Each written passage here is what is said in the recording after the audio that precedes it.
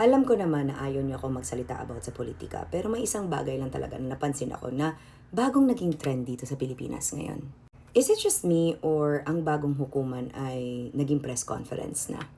I mean, as much as I enjoy watching my friend, Assistant Ombudsman Attorney Miko Clavano make these press conferences, ang hindi ko lang maintindihan, bakit nauuna na pag may press conference, verdict na agad? Nag-press conference lang yung gwapo nating Assistant Ombudsman. Para sa inyo, guilty na yan? Why? Kalma-kalma ang Pepe. Ang sabi nga mismo ni Assistant Ombudsman Miko Clavano, isa lamang itong preliminary investigation.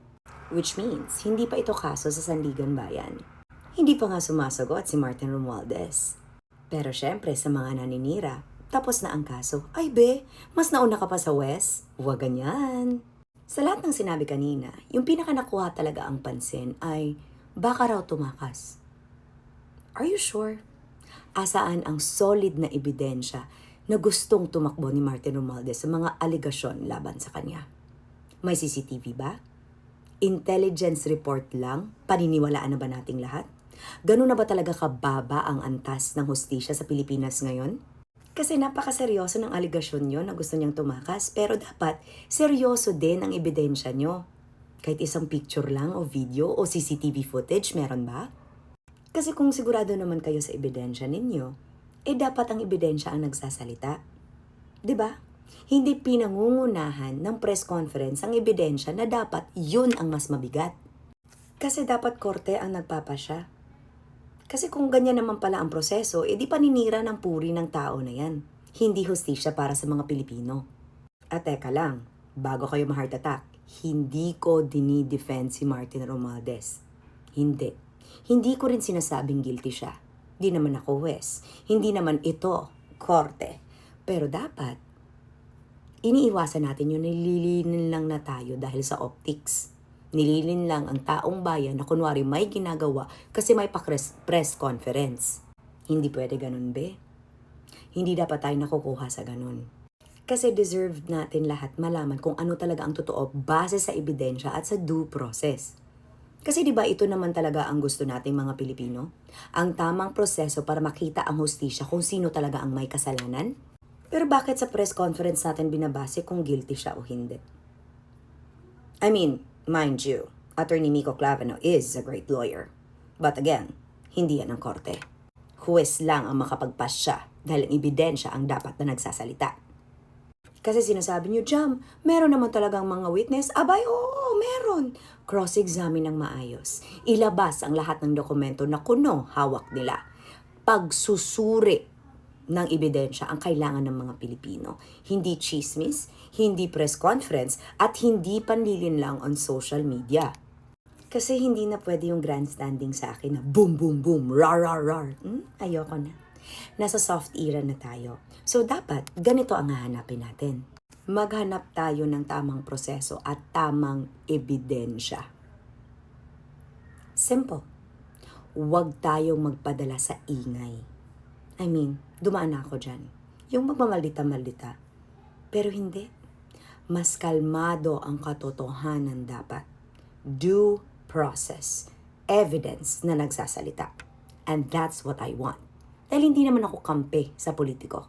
Kampe ako sa kapwa ko Pilipino. Nanililin lang ng ingay nyo. Huwag nyo nga akong madala-dala sa drama nyo yan. Nakikita ko, kaya ako tinatanong. Hindi ako nakikipag-away. Dahil my gosh, hindi nakaka-soft. In fact, nakaka-dry pag nakikipag-away. Because the Filipino deserves process and justice. Hindi dahil may gusto lang kayong ipukol na guilty. Yun na ang guilty dahil yun ang gusto ng taong bayan. No. Ang gusto ng taong bayan ang katotohanan. Kaya yan ang ibigay nyo. Ebidensya ang pasalitain nyo. Hindi gwapo na assistant ombudsman. Kasi kung totoo ang kaso, kung totoo naman ang ebidensya na mabigat, then dapat trial by proper process. Hindi trial by publicity. And most importantly, hindi headline ang sukatan ng katotohanan. Ebidensya pa din. Ingat! Hi guys, good morning! I want to say that I miss my boyfriend. I do not know how you guys do it with LDR. This is the first time I agreed to an LDR. And it's so hard because every time that Malcolm and I are together, he hangs out in parts of my body that I used to be so insecure about, like my underarms, the back of my neck, my nipples, my seeing it, and the back of my knees. These are his like spots. And of course I would not say no to that. Like, why would I, right? So since I've been traveling a lot and will be traveling a lot, we won't be seeing each other for weeks. I want to do something to keep myself busy aside from the Pilates, the gym, and the pickleball that I will be doing. I also want to take care of myself more so that I feel more confident to like please my man. Because every time we are together, Malcolm and I don't really go out. We just hang out with each other. Like, we are each other's world right now. And so, you know, the videos that you've seen, they're not, first of all, one of that was scripted, of course, with a kiss. But we didn't stop kissing even when they stopped filming, first.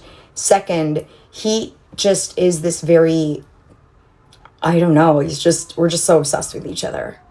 And I had to call on the help of Her Choice pH because I trust their formulation. They're FDA approved. And I know that they are well thought of. These products are well thought of.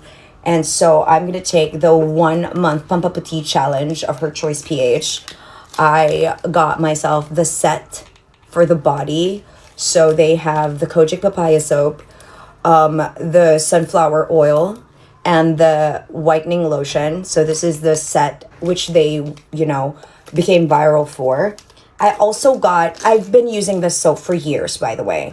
It just goes in and out of my circulation. But this is the intensive bleaching bar. So I will...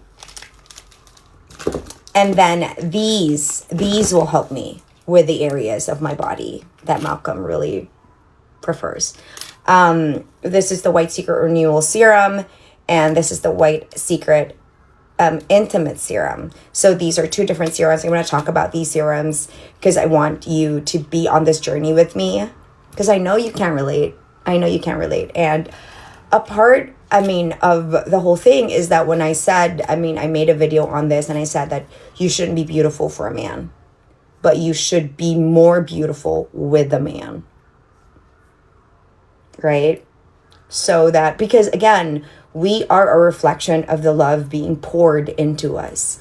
And I just want Malcolm to know that. Like, I want him to see the kind of love that he's pouring into me, the kind of support, and the kind of feeling that he's pouring into me. So these are the products that's going to be helping me.